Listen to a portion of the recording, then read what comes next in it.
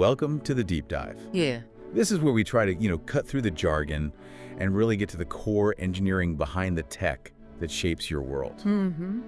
So today, we are diving deep into 3D audio mixing. It feels like there's this great divide sometimes. Yeah, there really is. Whether you're like playing a game, watching a movie, even listening to some new immersive music mix, someone, somewhere, made a really fundamental choice about how that sound was put together. That's absolutely right. And, our sources, they pretty clearly show that most of these immersive sound technologies, they basically fall into two main camps, two core philosophies. Okay. And so our mission today really is to give you the blueprint for both.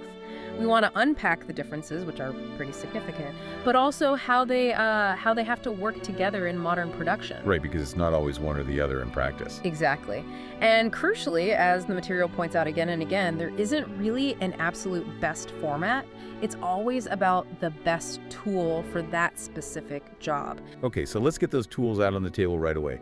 What are the two main categories? So first up, you've got systems based on what's called aligned harmonic information. Aligned harmonic information, okay. Yeah, these are systems really designed to capture and reproduce a sound field that's continuous, holistic. The classic example everyone points to here is Ambisonics. Ambisonics, right. Got it.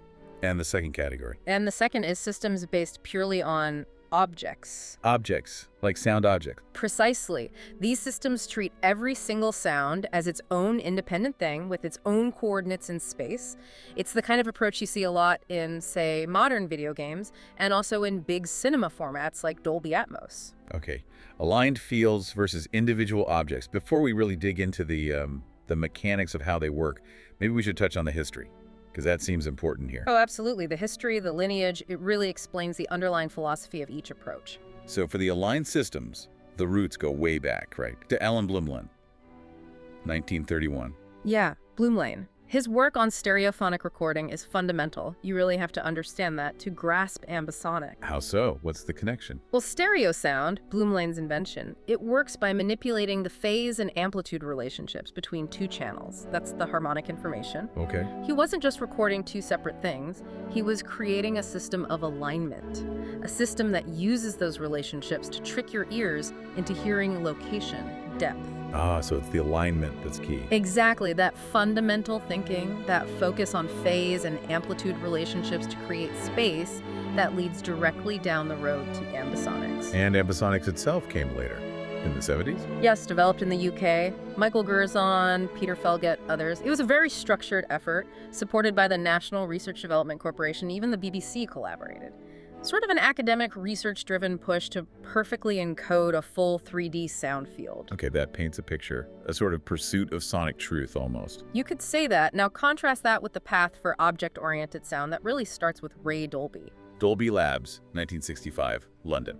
Right. And while Dolby started with noise reduction, the company's whole trajectory was different. It was about creating robust commercial formats, things that were technologically adaptable, that could be decoded reliably in all sorts of cinemas, and eventually, home setups. So the focus shifts. It's less about capturing a perfect natural field. And more about technological control, reliable deployment, making sure it works everywhere. It's a different mindset. That makes a lot of sense. One is chasing perfect capture, the other is chasing industrial control and making sure it reaches the audience effectively. Okay, let's focus on category one then. Ambisonics. That phrase, aligned harmonic information. What does it actually mean for a mixer? How does this alignment work in practice? Okay, so it boils down to realism, achieved through phase coherence. When we say aligned harmonic information, we're talking about maintaining the precise timing, the phase relationships of the sound waves as they naturally arrive. How do you capture that? Typically with specialized microphones, often arrays. These mics are designed to capture the entire sound wave front all at once, holistically. So not like pointing mics at individual instruments. No, think of it more like taking a 360-degree photo of the sound environment, a panoramic snapshot of the entire acoustic space. Okay, I like that analogy. Capturing the whole atmosphere, not just picking out sounds. So if I'm a mixer using Ambisonics, the source material calls it working within a matrix or a system of realistic balances. What am I actually, pushing around on the console? Well, you're manipulating the sound field itself, often represented mathematically using spherical harmonics. You're essentially moving the entire container, the whole captured sound field, not individual sounds within that container. So the channels are organized, maybe across XYZ axes, but the information inside them is inherently linked. Exactly. It's harmonized. If you rotate or move that ambisonic field, everything within it moves together, maintaining all those original spatial proportions and relationships that were captured. Right, so the big engineering advantage here is that consistency. Because it's this self-contained, harmonized thing, the sources say it's tremendously open. Does that mean flexibility in placing the sound field? Yes, huge flexibility in placing the entire field. But maybe even more importantly, it means huge versatility for the listener, for the end user. Ah, okay. How so? That translation versatility is like the killer feature. Because Ambisonics accurately encodes the spatial information relative to a central point, that information can then be decoded very effectively for a huge range of playback systems. You mean like headphones, stereo speakers, surround sound? Exactly. Headphones, 2 speakers, a 5.1 setup, a big 7.1.4 cinema rig, whatever. If the ambisonic mix is done right, the spatial feeling, that sense of environment, stays realistic and convincing, even if the number of speakers changes dramatically. Because you captured the environment itself. Precisely. The system just figures out the best way to paint that captured environment onto whatever speaker layout the listener has. Okay, this is where it gets really interesting for modern production, I think. How does this, legacy system fit into today's workflows, especially with things like Atmos around? Right, and this is where the blend really starts happening. Ambisonics is actually incredibly useful today within object-based mixes. As part of an Atmos mix, for example. Yes. Mixers often use ambisonics to create really realistic sonic beds or ambiances. Think like a diffuse crowd sound that needs to feel naturally enveloping, or maybe complex jungle noises. Things that are hard to build with individual sounds. Extremely tedious, yeah. So they'll use an ambisonic recording or mix to generate that aligned network of channels. It provides this very natural, realistic sense of space, depth, with that foundation, which you can then layer specific object sounds on top of. Okay, that's a perfect bridge. Let's pivot to category 2 then. Object-oriented audio. This is where we get that granular control, right? Exactly. Total shift in thinking. And for movies, the big moment was Dolby Atmos. Announced April 2012, premiered with Pixar's Brave just a couple of months later. Yeah, a landmark moment. Because here, the core idea isn't about capturing a continuous field anymore. It's about defining each sound as its own independent object. So the mixer's job changes completely. Totally. You're not capturing an environment, you're placing discrete sounds, like points, in a 3D space. Okay, so back to analogies. If Ambisonics is the 360 photo of the room, then the object approach is like having a GPS tracker on every single fly buzzing around in that room.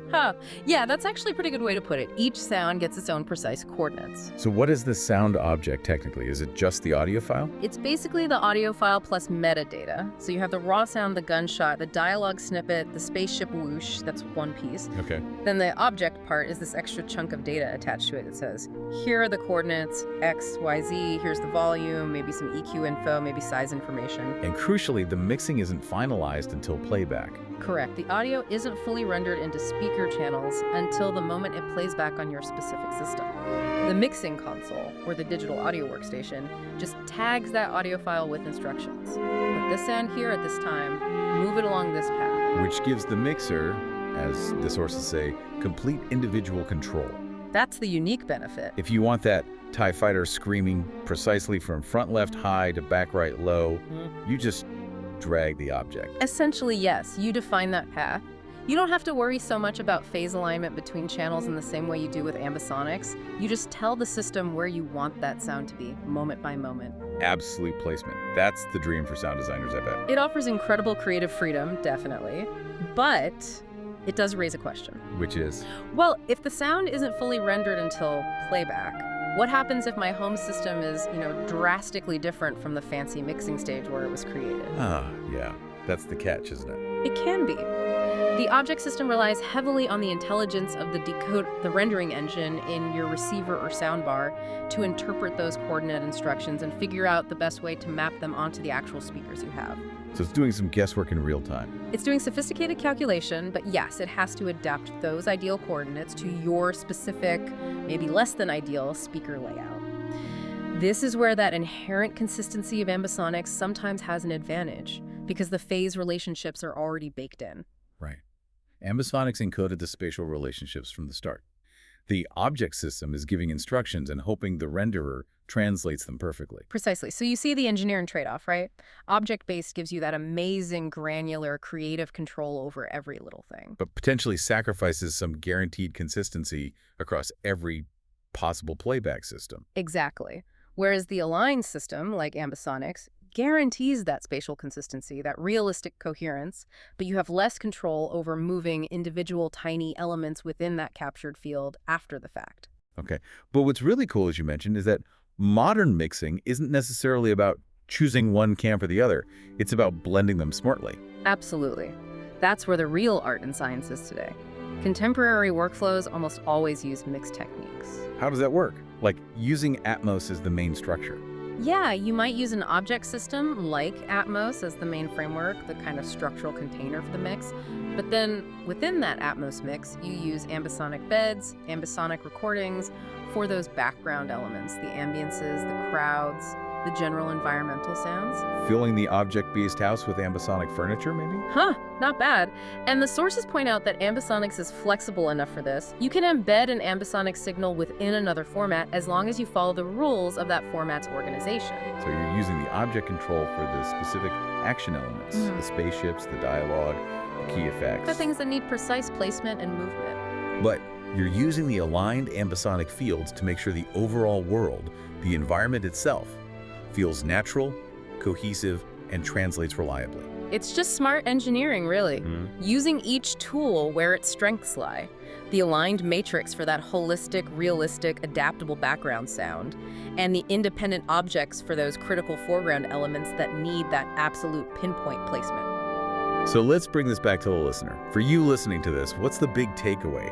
Why does understanding this difference matter? Well, it goes back to what we said at the start. It's not really about trying to figure out which system is technically better. There isn't a winner. Right. It's about understanding the fundamental philosophy behind the mix you're hearing.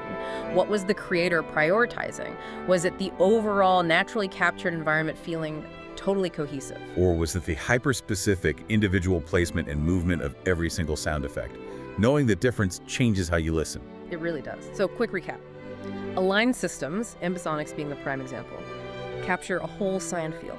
It's phase coherent, it's holistic, and it translates beautifully, very reliably, across lots of different speaker setups. And then object-based systems, like Atmos in cinema or in games, give the creator absolute control, pinpoint placement, complex movement for individual sounds. But they rely on that playback renderer to figure out the final spatialization for your specific setup. Exactly. Understanding that difference, is this sound part of a captured whole, or is it an object placed there individually? It changes how you perceive immersive audio. It stops being just magic. And starts being recognizable as conscious engineering and artistic design choices. Yeah. Which actually leads to a really interesting final thought for you to maybe mull over next time you're listening to a great immersive mix. What's that? Well, think about this. Object-based systems depend heavily on sophisticated rendering at playback time to sound right everywhere. Aligned systems, like Ambisonics, they kind of guarantee a high level of spatial satisfaction almost regardless of the speaker count because the relationships are baked in. Okay. So the question is, how can engineers and mixers push the integration of these two systems even further? How do we ensure that those incredibly detailed, individually controlled object sounds can blend absolutely seamlessly into the super realistic, adaptable sound fields from the aligned methods? How do you get the best of both worlds without compromise? Maximum control and guaranteed realism everywhere. Exactly. How do you make sure that hyper-control translates into hyper-realism for absolutely everyone, on every system? That feels like the next big challenge.